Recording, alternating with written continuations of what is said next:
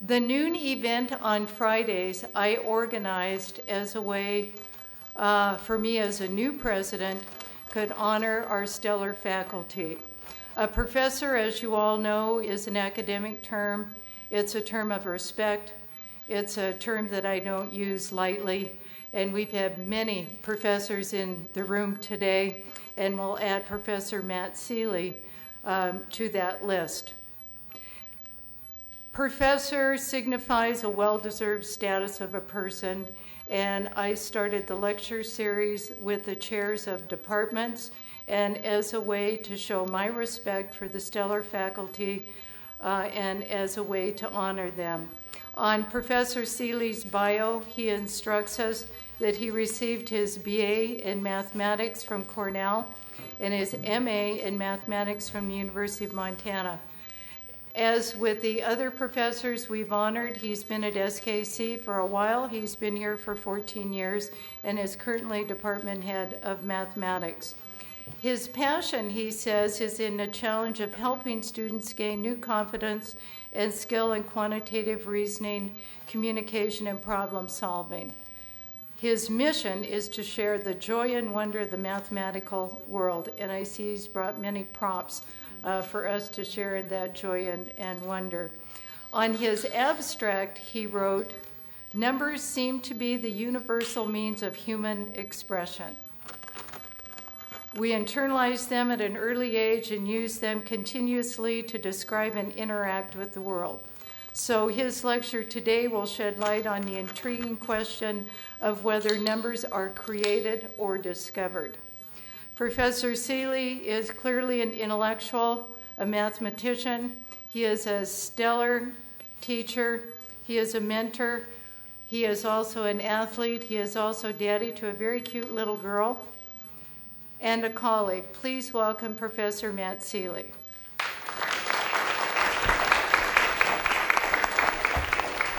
Thanks to Dr. Ross for asking me to do this and for the opportunity to get up and share some of what I love with all of you today.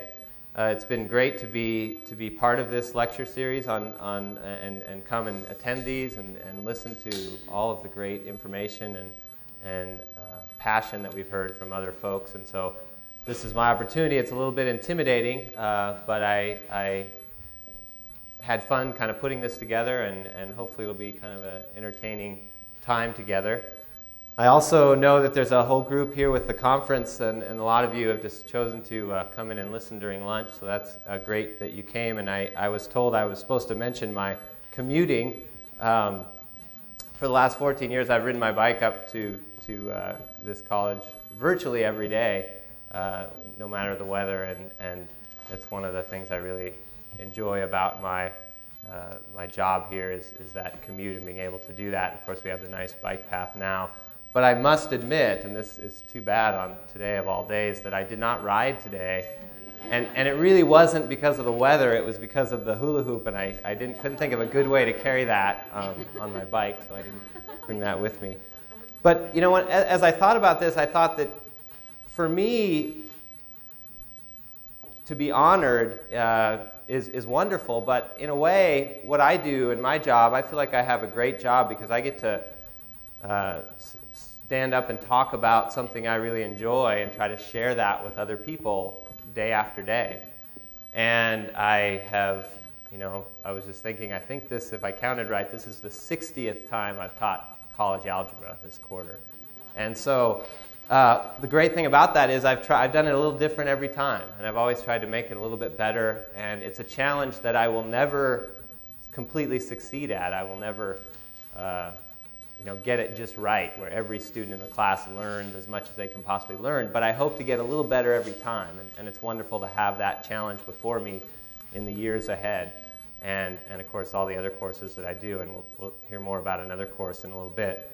But I thought, as I was thinking about the honor, that really what I wanted to do is turn this around and honor my students, because I think in a way they have a much bigger task and they have a much bigger challenge, because they have to come into class and often facing some of their sort of deepest, darkest fears in a lot of ways, and feelings of insecurity or a lack of confidence, and confront those and work really hard and try to overcome those.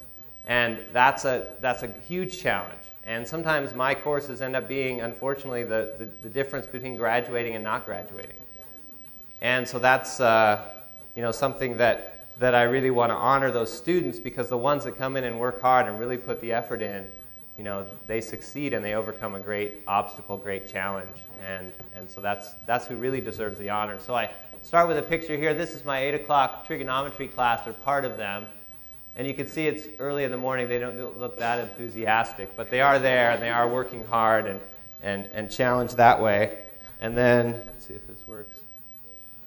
There's a little later in the day, that's the college algebra course, and they have a little more enthusiasm, but there's some of the students that are with that. Okay, so what I want to do today is start with, maybe this isn't going to work.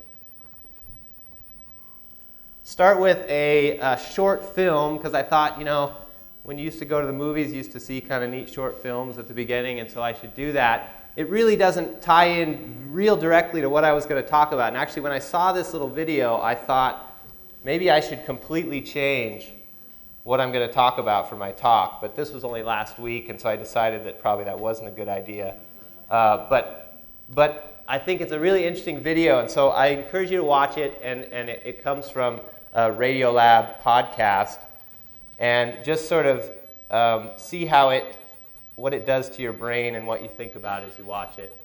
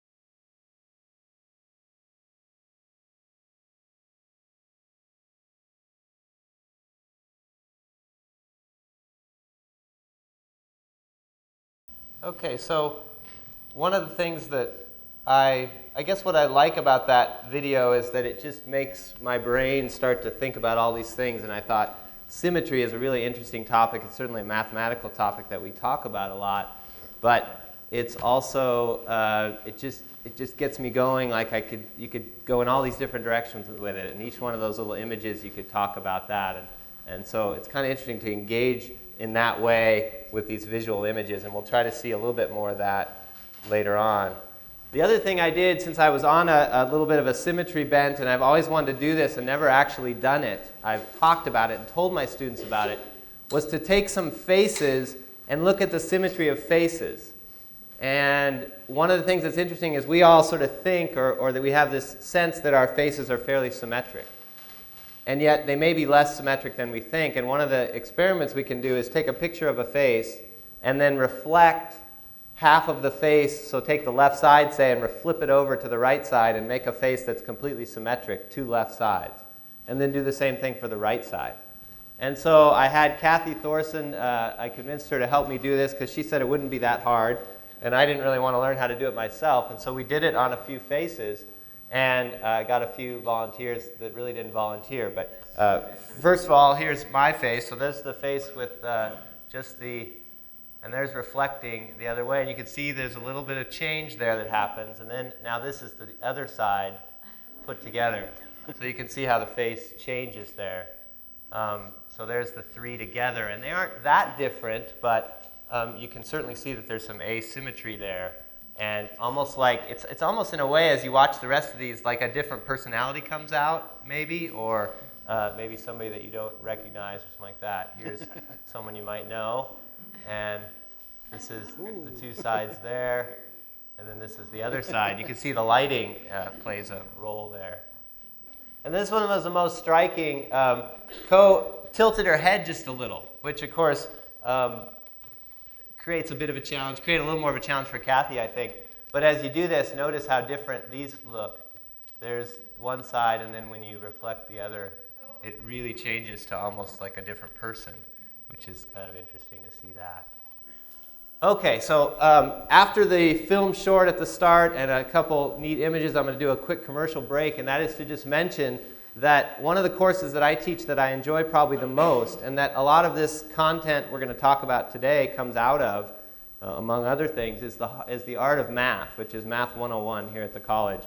And I've said a few things about that, but this is a course that I think more people should take.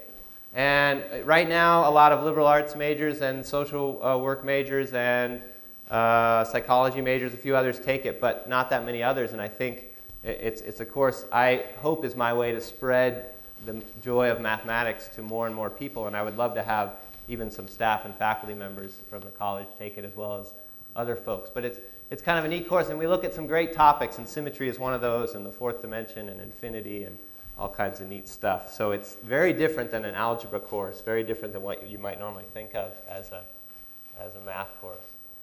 Okay, so now we've done the prelude. This gets into the talk that I had originally planned, which was to talk about some famous numbers and try to show you where they come from, and particularly as they bring up some interesting questions about mathematics as we talk about them. And I started thinking about this, and of course the challenge for a math person, and I'm not sure I would say I consider myself a mathematician. I kind of made the decision not to be a mathematician when I didn't continue on and get my PhD at one point, and to sort of emphasize being a math teacher as opposed to a mathematician. But I certainly do enjoy mathematics, and as I was looking around to try to find some interesting stuff about this, I noticed a quotation that sort of made me realize this is going to be harder than I thought. And so if you look at that, you can see that this Mr. Sylvester's opinion is that to try to know mathematics and understand mathematics and talk about it at the same time is virtually impossible. You have to, as rare as a talking fish. And so that made me realize maybe this was more of a challenge than I thought. But who knows? My beard doesn't usually get as long as his in the winter, so maybe we're different than what he thinks.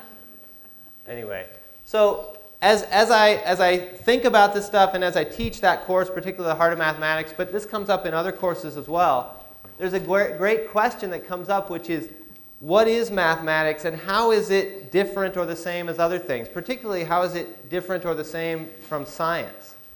And science, I think we would all, most of science, we would agree, is discovery.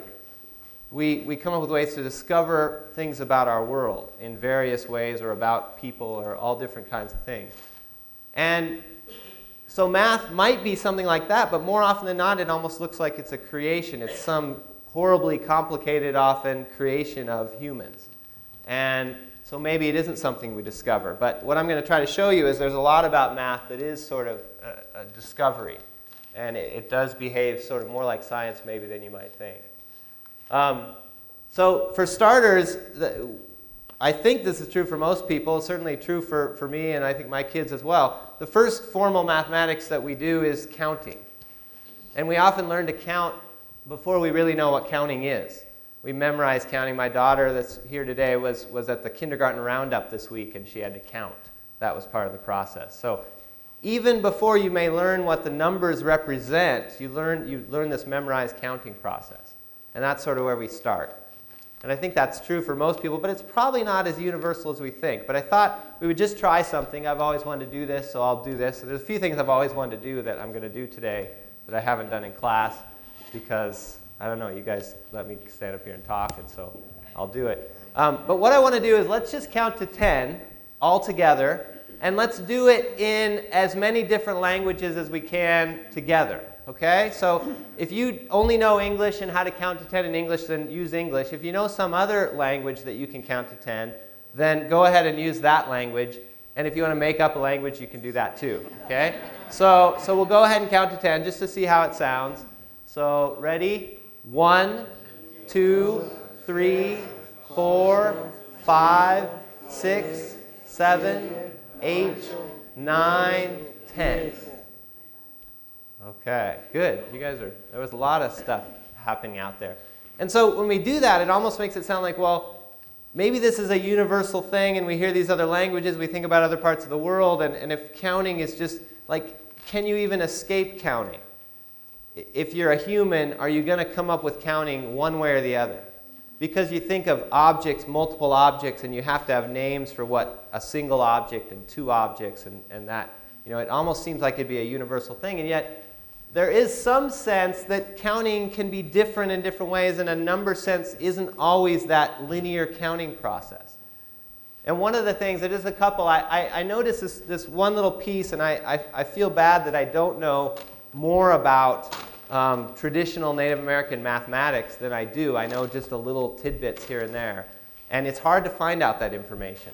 And I hope to learn more and get access to more of that information. But one of the things I just noticed on a little somewhere, and I can't even remember where I saw it, but it was this idea of relational number sense, and the idea that in some cultures or some traditions, numbers and number words come out of relationship. So maybe a father-mother type relationship would be a 1, or it would sort of be the same as and a brother-sister sibling might be a 2, and a cousin might be a 3. And sort of the moving out from a center person out to the relationships, that was possibly a sense that they, couldn't find any hard evidence for this, but just some people sort of talking about that. And so that was interesting. And then some other things which I thought were interesting. This guy, Stanislas Dehaene, I think is how you pronounce his name, he wrote a book called The Number Sense. And he studied a lot of different things, but one of the things he did is he hooked up to brand new babies, like just a couple months old, he hooked up electrodes to their brains to see the brain activity, and then he showed them pictures. And he showed them things like a duck. Here's a duck, and show them a duck. Again, at first they see this duck and their brain does certain things. And then he shows them 2 ducks, and there's a duck, and after a while, I guess 1 duck again and again. Pretty soon the brain sort of dies down. And then he shows them 2 ducks, and their brain does something again because they see a different quantity there. And then he looked at the differences, and what he noticed was that the babies could not tell the difference between like 8 and 9 or 6 and 7. They could not see that difference, but they could tell the difference on a scaling. Like if you showed them 5 and then 10, their brains would do something different between 5 and 10. And the part of their brain that acted up when they saw the difference between 5 and 10 was different than the part that acted up when they saw the difference from 5 ducks and 5 trucks. So there was something about number that was happening in their brain, but it wasn't quite linear like our system. And then there's another example that the same guy, Stanislas Dehaene, talks about a tribe in the Amazon area that was what they consider a non-counting tribe. So they have a few number words, like a couple numbers, but essentially beyond a certain amount, they don't have words for those quantities. And yet, they did an experiment where they would show them one object, one object and 9 objects, and try to ask them what's halfway in between. And the interesting thing about that was, you and I probably, I would think, if I asked you that question, what's halfway between 1 and 9, you might say, what might you say? 4.5. 5. 5 sort of sounds good because it's 4 on either side, right? 4 on one side, 4 on the other. But these people in this particular tribe would all say 3. And they would all say 3 because 3 in a ratio sense is halfway between 1 and 9, right? 1 times 3 is 3, and 3 times 3 is 9. And so what makes researchers and other folks think about is maybe with the babies that see the difference between 5 and 10 but not 8 and 9, and this tribe that sees 3 is halfway between 1 and 9, maybe that is showing that our brains are wired to be what we call in math logarithmic and not linear. So by memorizing this counting process, maybe we learn linear. We're forced to learn the linear thing when we could start out logarithmic, which is interesting when I tell my students that, because they say, well, I hate logarithms. I can't do them. Let's stick with linear functions, right? And so it's funny to reverse that on them and say, actually, maybe you're better at logarithmic stuff than linear if you really think about how your brain is originally programmed. So that's kind of interesting difference there. So anyway, what I want to talk about is once we get this counting thing down, then we start to build this system up. And for most of us, as we go through education, it seems like it's very complicated and has all kinds of rules and all this structure and all this abstract stuff that just builds and builds and builds and builds. Some of us are pretty good at it. Some of us are not so good at it. And I like what Winston Churchill said when he had to take some exams and some things. He said, talking about this dragon called differential calculus, but this sort of what they think of as the ultimate of like where we're headed with this horrible process. And what I want to think is that maybe it's not quite like that, and maybe this isn't a human invention, maybe it isn't a human construction that builds, but it's a search to try to understand the world, and it's discovering some things about it. And so I'm going to talk about 3 different numbers in particular, very famous numbers, and talk a little bit about where they come from, and so you can see a little bit of that sense of discovery and how these numbers, how we come across them. So we start with the circle. So I talked about symmetry, so we'll tie back in. This is a way I can at least tie my video to my talk a little bit. The symmetry of the circle. So unlike those faces we saw, which weren't quite symmetric, the circle is perfectly symmetric. And it has sort of, from a mathematical standpoint, the ultimate symmetry. No matter which direction you look at it from, it's always the same. It has no difference. Okay? And so we know that the circle is a powerful image, and not just in math, of course, but in lots of areas. And I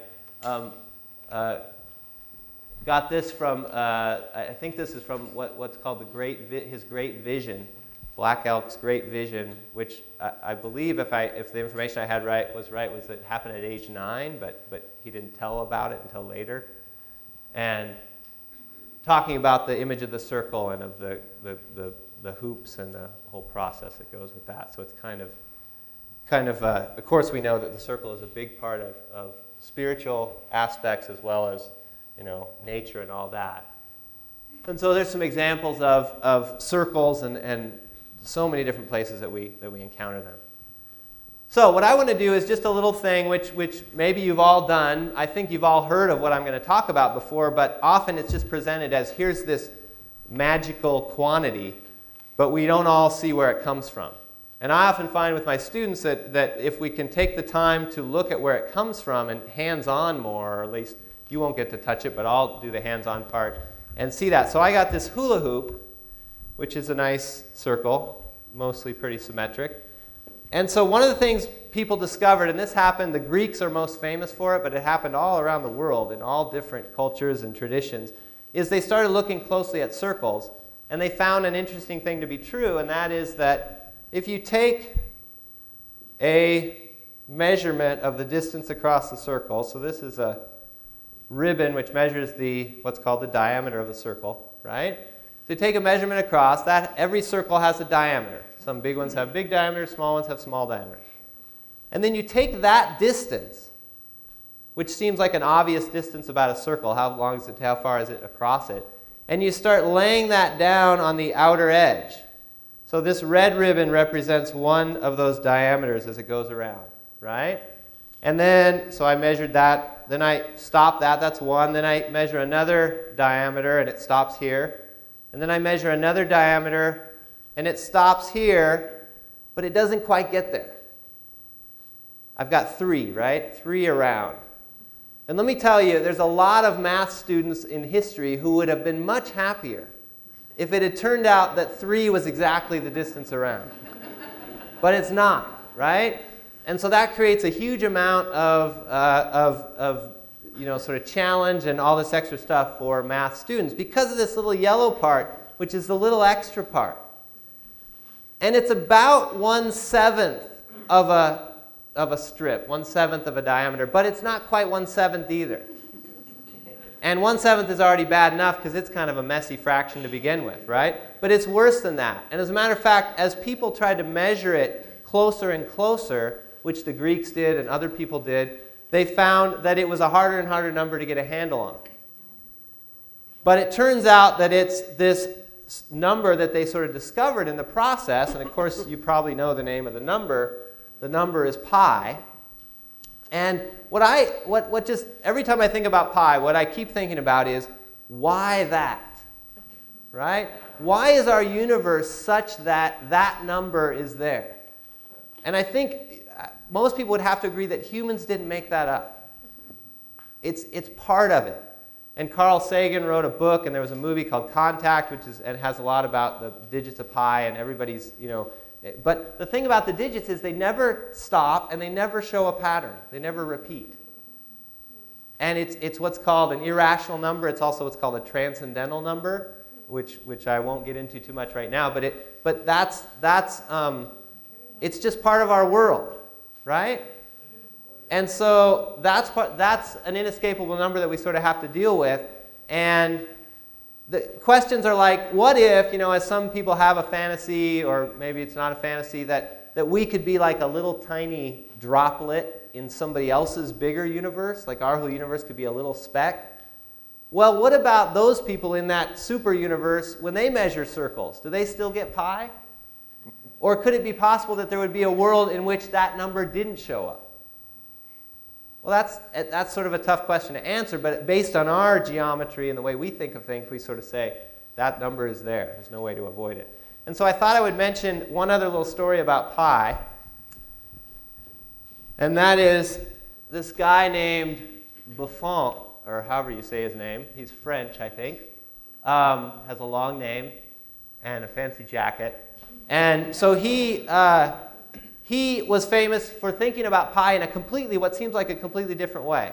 And what he did is he realized that if you make lines on a floor, and this is sort of unfortunate, my props in getting here kind of broke. But I want to do this anyway because I just always wanted to do it. So what he did is he had breadsticks. And pretend, and I didn't want to do this because it was too much effort, but pretend there were lines on this floor that are exactly the width apart of this length of this breadstick.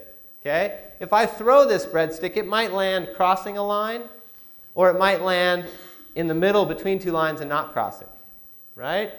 And so what this guy realized is, from a probability standpoint, if you start throwing these breadsticks and throw tons of them, then the probability that it will land in across a line versus not across a line is 2 divided by pi. And you might think, well, what is that? How could that be true? Well, if you think about spinning this breadstick, at least you could see the connection to the circle. Okay? If you think about that. And so just because I've never done it, I'm going to throw this bread here. So I can imagine I had that jacket on and I was throwing. So, oh no, it made a mess. Okay, well. So there. I don't have lines on there, but you can imagine what that would look like. And then the needles. And then one other little tidbit about that, which I'll just mention very briefly, is I was reading about this guy and about the experiment. You say, well, what does this have to do with anything really? It's just some sort of thing in this guy's brain, and he came up with this neat result. But apparently they've discovered not too long ago that there's a certain type of ant that has to live in a certain size crevice or little thing to make a nest. And they send out these ants to go look for a new place to make a nest.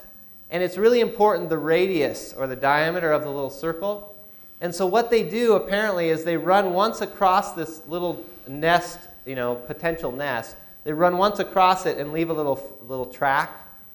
And then they come back across it later at different angles and see how many times they cross the little track that they left the first time. And by doing that, they can get a sense of the diameter of the little thing that they're measuring. And apparently, this is the theory at least, so it's sort of a natural instance of the same sort of thing as the needles being dropped. That was a pretty weak explanation, but that's sort of the idea, right? So anyways, that's the ant thing, which is kind of an interesting connection to this little piece. Okay, now we're going to change gears completely, and we're going to talk about money, because maybe some of you are more interested in money. I know my students do better with problems that involve money. So we're going to look at, so we've done pi. We're going to look at the next number that I want to talk about. So it's a simple interest question. If you invest $1 at 100% annual interest for 1 year, how much will you have at the end of the year? Okay, so $1, 100% interest for 1 year. 100% interest means we get what we have plus, we get what we have again, right? So that's an easy question, hopefully. You get another $1. You get $2. 100% interest, once a year, you get double your money. Make sense? Okay, so now we move to compound interest, which is a little trickier. And we ask a new question. What happens now if we get the same 100% interest, but we get it in 2 installments? We compound twice a year. Okay, so what will happen? Well, at the end of the first 6 months, we'll get half of the 100% interest. We get 50%, which is 50 cents. And then we have $1.50. And then the second interest amount is figured out based on the $1.50. So we get half of that, which is 75 cents. Okay? So our money got bigger halfway through, and therefore when we got the second chunk of interest, we got it on a bigger amount. So we end up with more money. Okay? We got $1 plus 50 cents for the first 6 months, 75 the next one, and $2.25 altogether. We get a little bit more money. Right? Okay, well, we could keep going then. And notice, if we do it once a year, we get $2. Twice a year, we get $2.25. If we do quarterly compounding, we get 25 cents, a fourth of the 100% interest, 25% at the first one, 25 cents. But then as our money builds, we get a little bit more each time, right? Until we end up with $2.44 at the end. If we do it monthly, we end up in an exponential. The easiest way is an exponential equation to figure it out. But it's basically 1/12 of the interest, 8.33% every month. And we end up with $2.61. We get a little bit more money.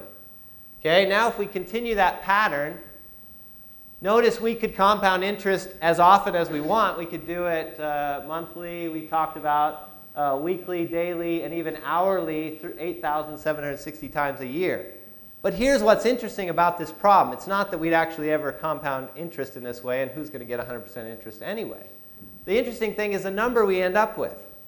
It doesn't just keep getting bigger and bigger and bigger. It sort of tends to a limit.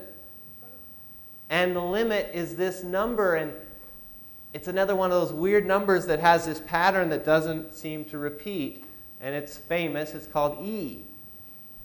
So usually that's the second famous number you learn about after pi. If you study, especially if you go on in math to study anything that involves exponential change. So we have this number E. And it's also, like pi, it's also a number that has decimals that never stop and don't repeat. It's an irrational number. Another number that, yeah, money is a human thing, we would probably say, but nonetheless that pattern is sort of something that people discovered. They didn't make it up. No one said, I'm going to make up something that has this number E in it. They discovered that E as they worked through it. And the guy who named it is Leonard Euler, who is kind of an interesting quote there on him. But he, very famous mathematician, and probably some would argue made more contributions to mathematics or to I guess, Western European mathematics than almost anybody. In all kinds of areas. He's famous for his work on this, the Königsberg bridge problem, which some of you may know about, graph theory, My students in trigonometry just this past week would know all about that picture up on the left with complex imaginary numbers and trigonometry and how that works. And then did stuff with, those are the Platonic solids, three-dimensional solids. But all kinds of stuff that he did. But he was famous for naming E, and the story is that he didn't name it E because his last name started with E. There was some other reason that he did it, but I can't remember what he said it was. But just a couple little more things about E. I don't want to spend too much time on this one, but a couple things you might know about E. One is if you read any kind of a journal of wildlife biology or population dynamics, they're all going to talk about things that are modeled this way, as well as hydrology and just virtually any scientific endeavor, you run into this constant and equations because it talks about things that change continuously. And in a lot of cases, things change continuously. And so that's that. There's a couple other things that are kind of interesting. I put these cards up here not because I'm going to do a card trick, but just because if you were to flip these cards side by side in two shuffled decks, the chances that you would get all the way through with all 52 without a match is almost 1 over E. The chance you get through without a match. Another interesting thing is if you pick random numbers from 0 to 10, including decimals and fractions, the average number you'd have to pick to get a sum that's above 10 is E, about 2.7, etc. numbers. So sort of an odd connection there. It's also this infinite sum. For people who like things like that, it's got a nice pattern that you see as you walk across the sum there. So that's a little bit more about E as far as that goes. The next thing I'm going to do is talk about rabbits. And so I thought, partly because the guys in my picture have kind of funny hats, I'd put a funny hat on. And here's some rabbits that look a little tired after Easter, but they're just to represent this next thing. So I'm going to do one more little pattern, and we're going to look at another number, the third number that I want to talk about. So here's the situation. We're going to talk about rabbits, and rabbits are in this because Fibonacci decided to include them in it, and because they are famous for a lot of things, but probably reproductive efficiency is one of the things they're notorious for, right? So here's what we're thinking. We're thinking there's a whole bunch of male rabbits, plenty of males around.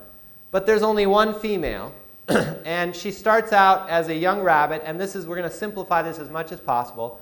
We're going to say that a newborn rabbit takes 1 month to get to be old enough to reproduce, and then in 1 month she can, every month she's going to produce a new offspring, a new female offspring, okay?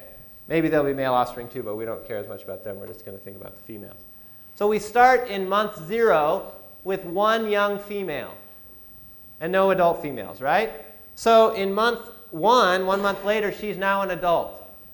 But no new ones have been born yet because she's not old enough for that, right?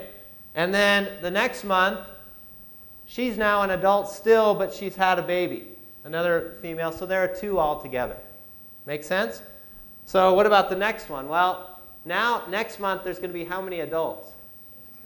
2 and 1 new baby, right? So a total of 3.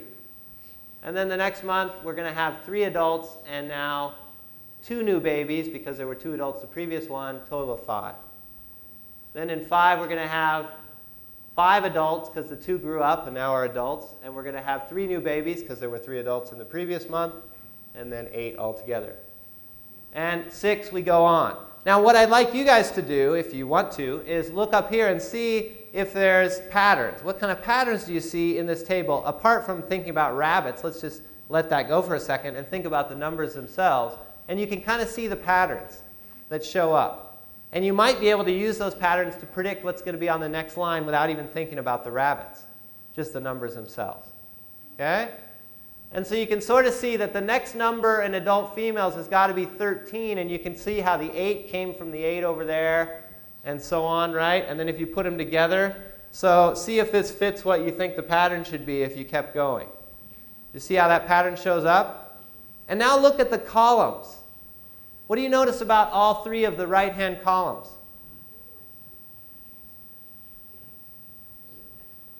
Aren't they all the same? Add them together. And they have a sequence of numbers, right? Look on the far right, because that's where it starts sort of at the beginning. 1, 1, 2, 3, 5, 8, 13, 21, 34, 55, 89. And all the other columns have the same numbers in them. But if you didn't know anything about anything, but you just saw that column, you didn't know anything about the rabbits or anything how we set up, how would you know what the next number would be after 89? Add the one before it. You add the previous one, right? Every number is just the sum of the two before it. Okay? And so that is a famous result that is made by Fibonacci. And he also has a long name and a cool hat, but was alive much earlier than the other two. And so he came up with that sequence of numbers. So you sort of remember what those numbers are a little bit, but here's an interesting couple things. And I really like this because it shows some nice connections to a few different things that these numbers, you wouldn't think they would be connected to very much, but sure enough, they're one of the most famous sets of numbers ever because of their connections. So let me see if I can pull this up quickly. So here's a place where you wouldn't expect to find Fibonacci's numbers because those aren't rabbits, those are plants. But what you notice if you look at like the sunflower, you sort of see some spirals. As you radiate out from the center, there's some spirals. And if I look at the spirals here, which I think this will show us, see they sort of show the parts of those spirals? Well, it turns out that the ones going right, I believe there are 55. And the ones going left, there are 34, which just happen to be Fibonacci numbers from the list. So kind of a crazy thing where, my students ask me about math and nature, and you can kind of see that it's there. Here's another example down here. The set of spirals going to the left are 13 for this pine cone, and the set going to the right are 8 spirals. And it turns out that virtually every kind of thing, a daisy, pineapple, all kinds of things, you'll see the Fibonacci numbers come out of that same process, which is kind of amazing that they show up. But that's not all. It gets even better. The next thing that we see about Fibonacci is, about his numbers, is we look at that sequence. So remember that's up at the top. That's a sequence. And you look at, it's 1, 1, 2, 3, 5, 8. And it's easy to make it up because you just start with 2 ones and then you add. 1 plus 1 is 2. 1 plus 2 is 3. 2 plus 3 is 5. And you go on, right? Easy set. Came from rabbits, but it could be, could be anything. And now what we look is what's called consecutive ratio. So I'm going to look at the ratio of one number to the next. And so the first one, 1 over 1 is 1, and then 2 divided by 1. See what we're doing here? 3 divided by 2 is the next set of numbers. And you see the numbers, and look what's happening as you do that. They're getting to be sort of closer and closer to some kind of number. They seem to be bouncing back and forth, but they're getting closer and closer to something. And sure enough, it's another one of those famous numbers. And it has a name too. It's called phi, or it has that letter phi associated with it. And it's called the golden ratio. The golden ratio. So I'm going to try to explain why it's called the golden ratio. So let me do one more little quick detour here. But look at those rectangles. There's 8 rectangles to look at. And the question I want you to just think about for a minute is, which of those rectangles to you is the most pleasing? And you say, well, rectangles aren't really that pleasing. Well, the most pleasing in the sense that it captures the essence of being a rectangle the best. Which one is the most, captures the essence? And just sort of think about that. And they've done this a lot. Psychologists and other people have researched asking many, many people about rectangles. Which rectangle is the most one? So you can think about which one you would have chosen. And then I'll show you, this is something you can go do actually on the internet and enter your choice. But here's the results updated as of whenever. You'll notice that about 27%, or the majority, or the biggest proportion of the group picks 6. How many picked 6 in here? Did quite a few of you? Hard to tell. Maybe people don't want to admit. But generally, that's the truth. And if you're not going to be 6, you're going to be 5 or 7. You're going to be close to that. But 6, they've shown again and again with many different experiments that 6 is the one that really people see as the most pleasing.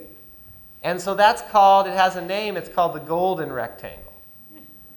And the interesting thing about the golden, so what do I mean by that? I mean that the ratio of the long side to the short side of that rectangle is 1.618, etc.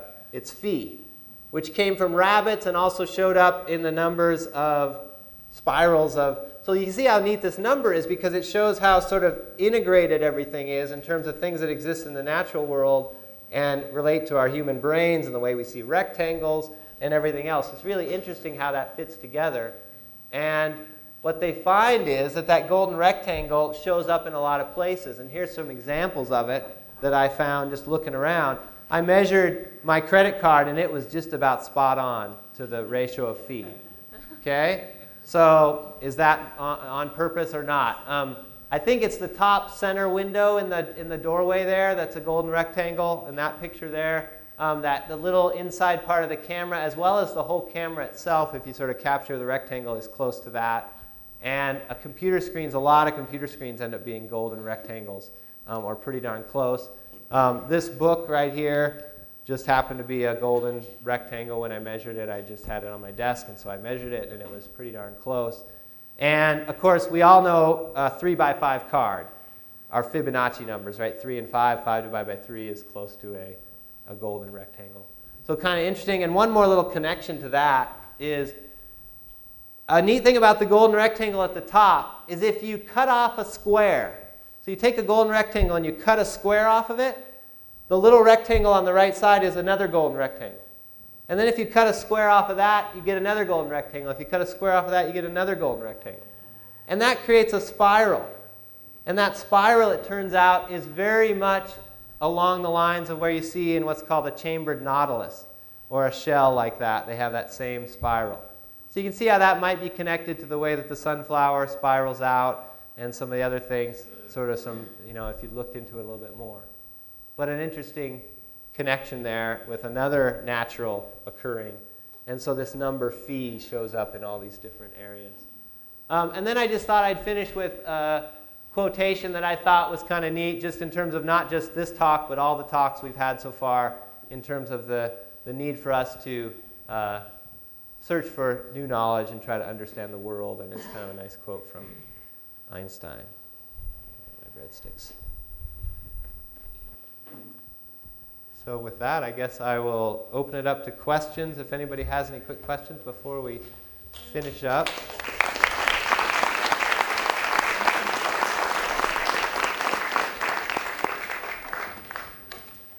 Anybody want to ask anything about all that? Yeah? What is the only number diminished by unity equals its reciprocal?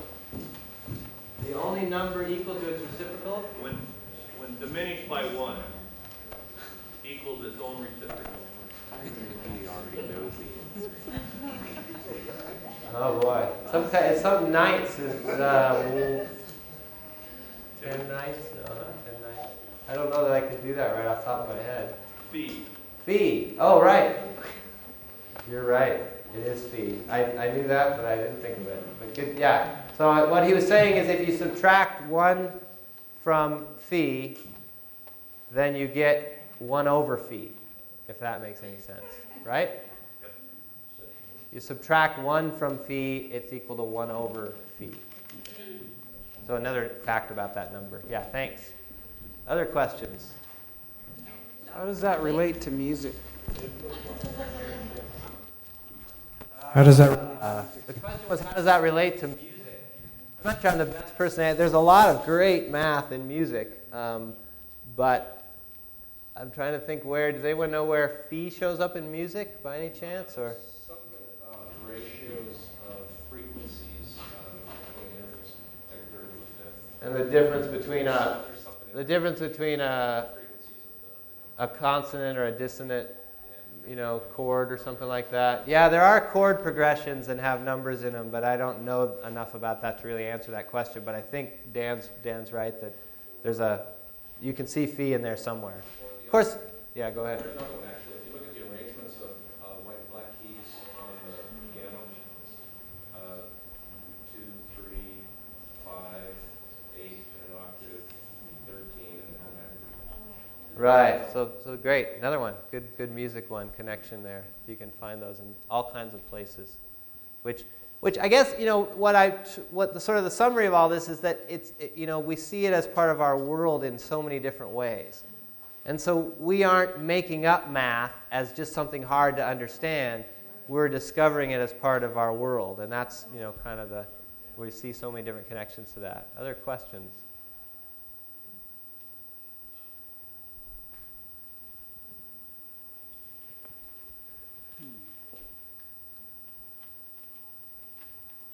Okay, well, great. Thanks. And if anybody has questions for me individually.